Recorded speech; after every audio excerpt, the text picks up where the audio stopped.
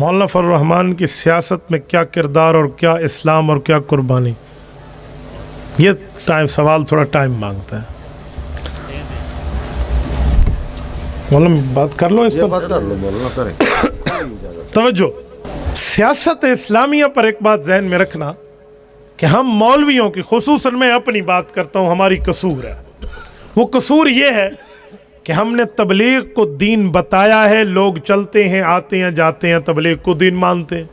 ہم نے مدرسہ کو دین بتایا ہے، لوگ مدرسے کو دین کی جگہ سمجھتے ہیں۔ ہم نے مسجد کو، ممبر کو، خطابت کو دین بتایا ہے، لوگ مانتے ہیں۔ تصوف اور خانقاہ میں اللہ اللہ کرنے کو ہم نے دین بتایا ہے، لوگ مانتے ہیں۔ سیاست اسلامیہ کو ہم نے بطور دین لوگوں کو نہیں بتایا، اسی وجہ سے ان جیسے سوالات کی آمد ہوتی ہے۔ میرے دوستو، قرآن اور حدیث کے مطابق سیاست اسلامیہ یہ پیغمبروں کی میراث ہے۔ سورت نمبر 12 سورت یوسف، حضرت یوسف علیہ السلام اجعلنی علی خزائن الارض کہہ کر خود کو سیاسی امیدوار کے طور پر پیش فرماتے ہیں۔ یا داؤد انا جعلنا کی آیت اٹھائیں تو حضرت داؤد ایک بادشاہ وقت بن کے سیاسی طور پہ عوام کی خدمت کے لیے تگ و دو فرماتے ہیں۔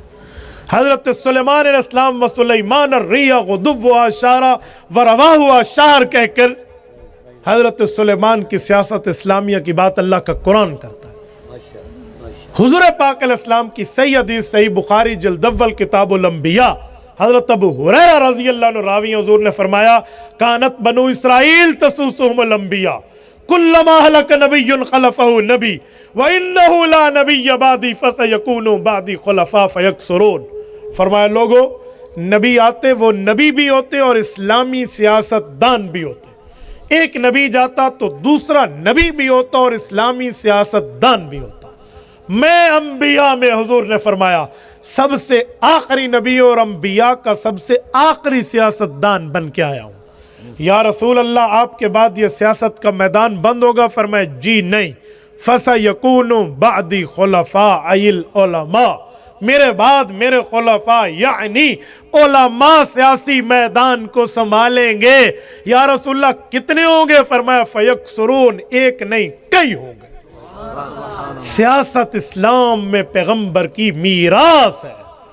سیاست اسلامیہ ہے ہی کام علماء کا، علماء کا کام ہے۔ یہ قرآن بھی کہتا ہے، حضور کا فرمان بھی کہتا ہے۔ نعرہ تکبیر، جمعیت علماء اسلام، مولانا فضل الرحمان۔ اب مسئلہ یہ ہے کہ میرا ممبر گونگا ہے، میں نہیں بولا، تو عوام کو کیسے پتہ چلے کہ سیاست اسلام کا حصہ ہے؟ الٹا لوگ ہمیں کہتے ہیں مولانا سیاست گندلا میدان ہے، آپ لوگوں کو کیا ضرورت پڑی ہے اس میں آنے کی؟ میں نے کہا میرے بھائی، تیرے دل میں درد دین موجود ہے، اے کاش علم دین بھی ہوتا تو یہ تو سوال نہ کرتا۔ تیرے دل میں درد تو ہے کہ علماء وہاں نہ جائے، لیکن علم دین ہو تو تجھے پتہ چلے کہ وہاں جانا ہی علماء کا کام ہے، اور تم جیسے بندوں نے علماء کو وہاں نہیں بھیجا، اسی وجہ سے وہ میدان گندلا بنا ہے۔ تم علماء کو منتخب کر کے بھیجتے، یہ صاف کر کے دکھاتے ہو۔ میں دو مثالیں پیش کرتا ہوں اور دونوں سید گھرانے سے پیش کرتا ہوں۔ امیر شریعت سید عطا اللہ شاہ بخاری بھی سید ہیں، اور محدث جلیل علامہ یوسف بن نوری رحمہ اللہ بھی سید ہے۔ ایک نے ختم نبوت کی تحریک 53 میں چلائی ہے، ایک نے 74 میں چلائی ہے۔ 1953 کی تحریک امیر شریعت رحمہ اللہ کی قیادت میں ہے، 1974 کی تحریک محدث یوسف بن نوری رحمہ اللہ کی قیادت میں ہے۔ حضرت بخاری کی تحریک بہت بڑی تحریک ہے، بڑا نام ہے یار۔ پاکستان میں امام ابو حنیفہ کے کردار کو زندہ عطا اللہ شاہ بخاری نے کیا، جس نے آدھی زندگی ریل اور آدھی جیل میں رکھ کے سندھتا ہند شرقتا غرب اللہ کا قرآن سنایا ہے۔ وہ عطا اللہ شاہ بخاری جب ختم نبوت کا مسئلہ لے کر اٹھتا ہے، 10 لاکھ مسلمان گھر سے بے گھر ہوتے ہیں، 1 لاکھ زخمی ہوتے ہیں، 10,000 شہید ہوتے ہیں، لیکن قانون نہیں بنا۔ 1974 میں اسمبلی میں قانون بنا ہے جب محدث یوسف بن نوری نے تحریک چلائی ہے۔ وجہ اخلاص تو دونوں میں، میں تو کسی کے اخلاص پہ شک کرنے کو بے ایمانی سمجھتا ہوں۔ دونوں مخلص ہیں، دونوں میرے سر کے تاج ہیں، دونوں خاندان سادات کے چشم و چراغ ہیں۔ تو کیوں محدث یوسف بن نوری کے دور میں قانون بنا ہے؟ بھائی وجہ یہ ہے کہ اس وقت ہزارہ کے غیور مسلمانوں نے مرد حریت مولانا غلام غوث ہزاروی کو منتخب کر کے اسمبلی بھیجا تھا۔ ڈیرہ اسماعیل خان اور ٹانک کے غیور لوگوں نے مفکر اسلام مولانا مفتی محمود رحمہ اللہ کو منتخب کر کے اسمبلی بھیجا تھا۔ ان علماء نے قادیانیت کی تابوت میں وہ کیل ٹھونکا ہے کہ اس وقت کی گورنمنٹ نے قادیانیوں کو کافر اقلیت قرار دیا۔ پیپل پارٹی کی گورنمنٹ تھی جناب ذوالفقار علی بھٹو، اللہ اس کی قبر پہ رحمت نازل کرے۔ میرا بھٹو سے سیاسی اختلاف اپنی جگہ، لیکن اس کارنامے پر میں اسے خراج تحسین پیش کرتا ہوں۔ ہماری باتیں چلتی رہیں گی، کوئی پیپل پارٹی کا مسئلہ فلاں فلاں اپنی جگہ، لیکن ذوالفقار علی بھٹو نہ چاہتے تو یہ کام نہیں ہو سکتا تھا۔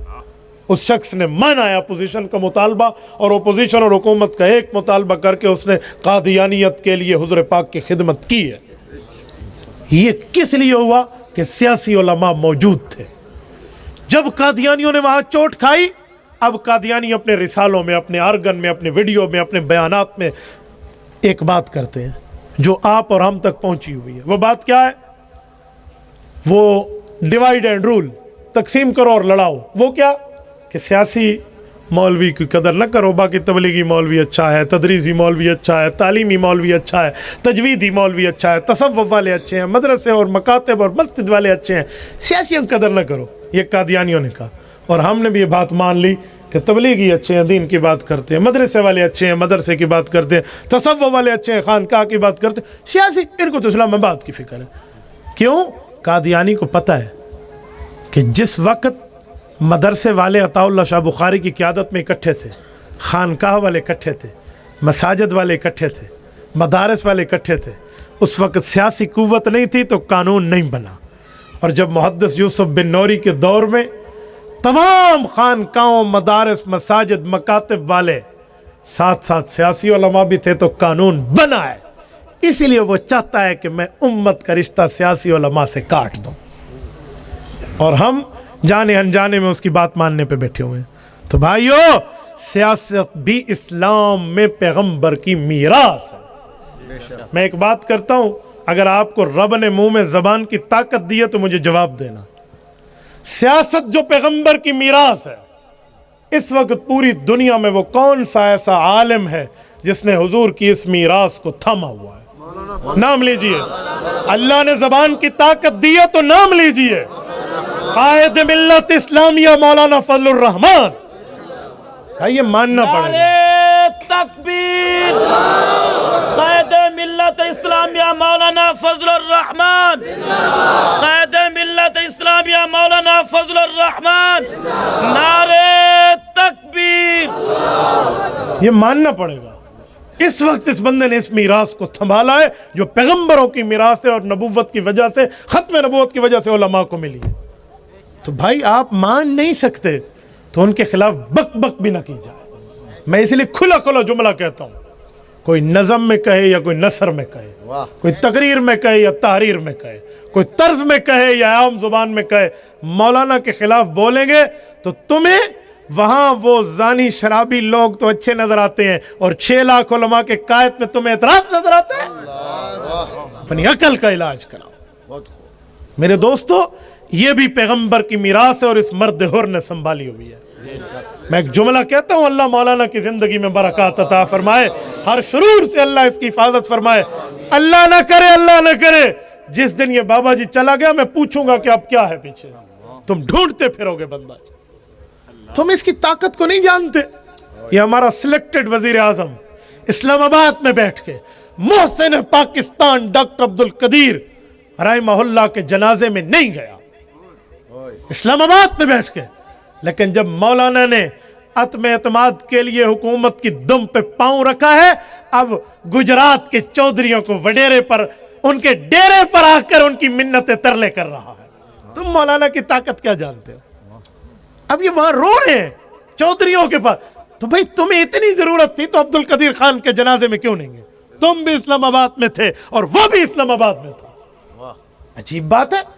اور مولانا کے رونے کی، مولانا کے مقابلے میں رونے والوں کی آوازوں کی، ان کی چیخوں سے پتہ چلتا ہے کہ مولانا کی طاقتیں کتنی ہیں۔ اور آپ نے 2013 میں ایک ویڈیو کلپ دیکھا ہوگا, نہیں دیکھا تو آپ میرے یوٹیوب چینل پر آئیے, مفتی عبدالواحد قریشی یوٹیوب پہ سرچ کیجئے.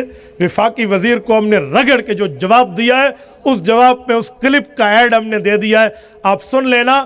2013 کے الیکشن سے پہلے قادیانیوں کے پاس یہ تحریک انصاف کی لڑکی Nadia Ramzan Chaudhry, head of the department London secretariat P T I, وہاں گئی اور قادیانیوں کے جو موجودہ خلیفہ ہے مرزا مسرور, جو مرزا طاہر کا بیٹا ہے, وہ مرزا ناصر کا بیٹا ہے, وہ مرزا بشیر الدین محمود کا بیٹا ہے, اور وہ مرزا قادیانی کا بیٹا ہے.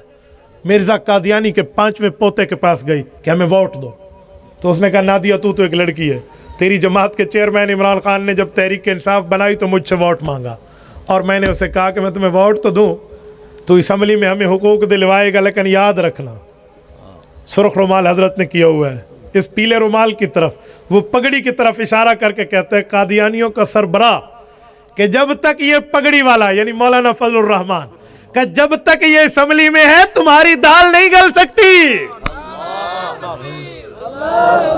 مولانا فضل الرحمان سے 7 سمندر دور بیٹھا انگریز کا خود کاشتہ پودا اس پگڑی سے کانپ رہا ہے. اور میں حیران ہوں ان کاسالیس مولویوں پہ جو حکومتی ٹاؤٹ بنے پھرتے ہیں اور ویڈیو اور میڈیا پہ بیٹھ کے کہتے ہیں سیاسیوں کے اعلی کار نہ بنو.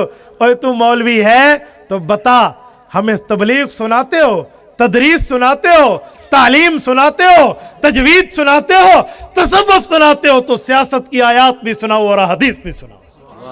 یہ تو آپ نے کبھی نہیں سنائی ہمیں, اس پہ دلائل نہیں ہے, یہ پیغمبر کی میراث نہیں ہے, کبھی یہ بھی سنا دو. اس پر تو تمہاری زبانیں گنگ ہو جاتی ہیں. کیوں؟ میں کھلا کھلا کہتا ہوں, جو بندہ حق اہل حق بننا چاہتا ہے اسے یا مدرسہ بنانا پڑے گا یا مدرسے والوں کے لیے دعا کرنی پڑے گی.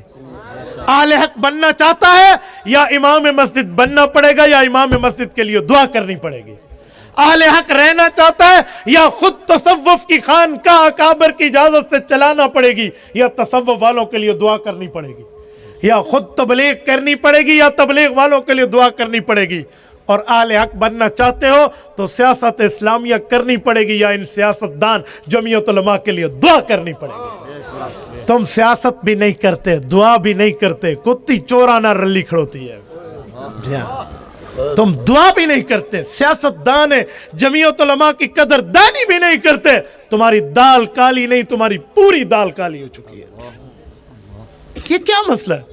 اور میں قسم سے کتنے دنوں سے اس بات پہ چل رہا ہوں. میں نے کہا جو تم ہمیں کہتے تھے نا چیاسی اور علماء کی آپ ویلیو گھٹاتے تھے, میرے رب نے مجھے زندگی دی, میں گلی گلی میں ایسے افراد پیدا کر جاؤں گا جو تم سے سوال کریں گے کہ مولانا اگر تبلیغ دین کا حصہ ہے, تعلیم دین کا حصہ ہے, تجوید اور تصوف دین کا حصہ ہے, تو اسلامی سیاست دین کا حصہ کیوں نہیں ہے؟ پوچھیں گے تو تکبیر. اور پاکستان کا مطلب کیا؟ پاکستان کا مطلب کیا؟ پاکستان کا مطلب کیا؟ وہ پوچھیں گے اور تمہیں جواب دینا پڑے گا. اس لیے کھلی کھلی بات ہے بھائیو, انبیاء کرام کی سیاست کی میراث جمعیت علماء نے سنبھالی ہے. اور میں آخری بات اس سوال پہ کروں, ہمارے کہنے پر لوگ مدرسوں میں زکوٰۃ دیتے ہیں, ہمارے کہنے پر صدقات دیتے ہیں, عطیات دیتے ہیں, پر کیا وجہ ہے کہ ہمارے کہنے پہ جمعیت علماء کو ووٹ کیوں نہیں دیتے؟ ہم نے کہا نہیں ہے, ہم نے بتایا نہیں ہے, ہم نے سنایا نہیں ہے, ہم نے سمجھایا نہیں ہے, ہم نے دلائل سے انہیں ریلائز کرایا نہیں ہے. ہم ریلائز کراتے وہ مانتے اور جمعیت علماء کی تائید کرتے.